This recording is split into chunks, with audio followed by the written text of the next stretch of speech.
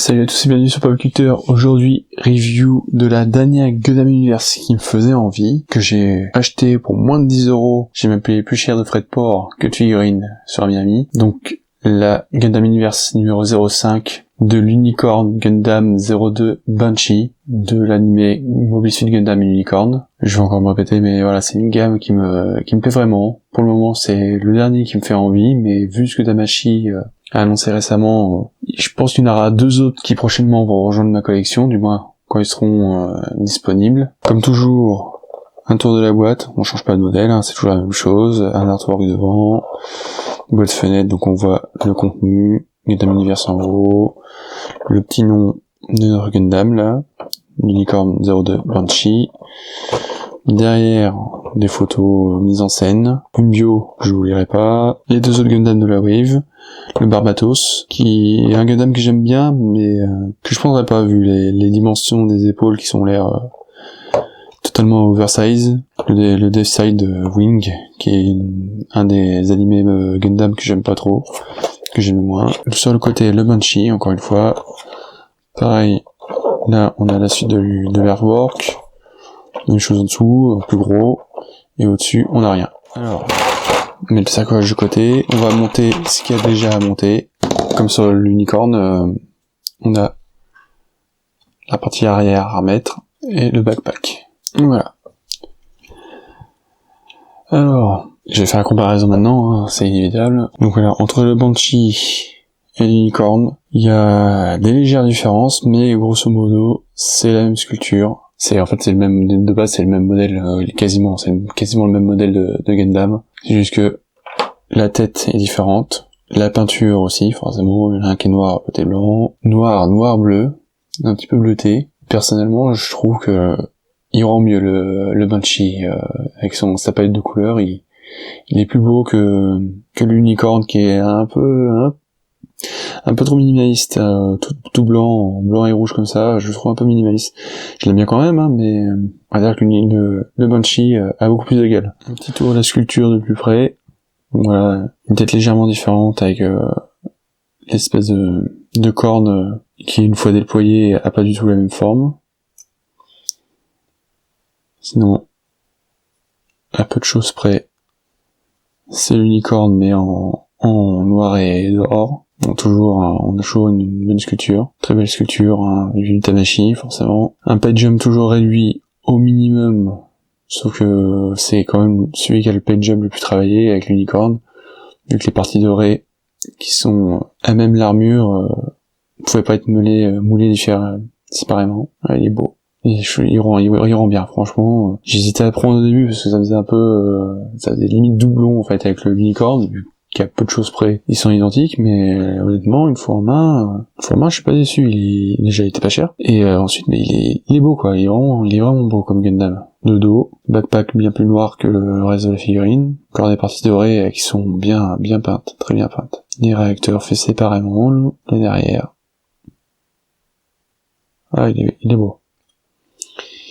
Il est beau. Donc, un petit tour des articulations, on change pas trop par rapport à l'Unicorn, hein. Regardez en haut. En bas, la tête tourne à 360 degrés. La tête devrait tourner, mais la forme du casque fait que c'est un peu plus difficile. Il s'accroche dans les parties de l'armure, mais elle tourne à 360 degrés normalement. Ouh. Alors ouais, faire attention, hein, ce plastique me semble assez fragile. Les bras, hein, on se souvient, l'épaulette articulée, faut pas trop lever le bras, sinon on la décroche. Rotation à l'épaule. Le biceps, les coudes se plient, voilà, c'est une système d'articulation de l'Unicorn, hein. Donc, là ici, on a pas de main, parce qu'il a juste un canon AM à la place. On se souvient que là, il y a le sabre de cachet, ça reste le même système. Donc à côté, on a comme différence l'espèce de griffe qui est attachée au bras, que normalement je crois qu'il peut dans l'anime il me semble qu'il peut la projeter, là elle est fixe, hein. Les deux doigts s'ouvrent, rien de plus. On a encore une fois le sabre de cachet là. Donc la jambe, on peut la pousser vers l'avant. On va être limité vers l'arrière. Sur les côtés, on peut ouvrir. Voilà. Les genoux ont l'air de se plier moins. Alors, sur les licornes, j'arrive à les plier comme ça. Et sur lui, ah, ah non, c'est le point là, voilà. Donc les genoux se plient pareil, hein. Le point était juste un peu plus rigide. Les pieds, alors, on peut les incliner. On peut tourner le pied. Normalement, il y a cette partie-là qui va suivre. Ouais, ça suit. On peut légèrement tourner le pied, incliner. On le lève vers le haut. On peut pousser vers l'arrière. Bon, sur ça, voilà. Je leur dis, on reste sur les articulations de l'unicorne, hein. Mais enfin, les différences esthétiques, elles sont quand même là. La tête est différente, le bras est différent. En fait, voilà, je l'ai pris juste parce qu'il était moins cher, hein. À la base, je voulais pas le prendre à 30 euros, mais là, vu qu'il était moitié prix, avec les frais de port, je me suis dit, allez, prends-le. Franchement, il ira compléter la collection et, bah, c'est un beau Gundam. Franchement, je l'aime bien. Donc, en accessoire, on a bien sûr les 2 sabres. Ici, ils sont juste noirs. C'est les mêmes que l'unicorne, mais en noir. Donc, comme sur l'unicorne, on peut les mettre dans le dos. Là. Pareil là. Voilà. Ensuite, on a moins de mains. On a juste une main alternative pour tenir les sabres. Une main gauche alternative, puisque le bras droit n'a pas de main.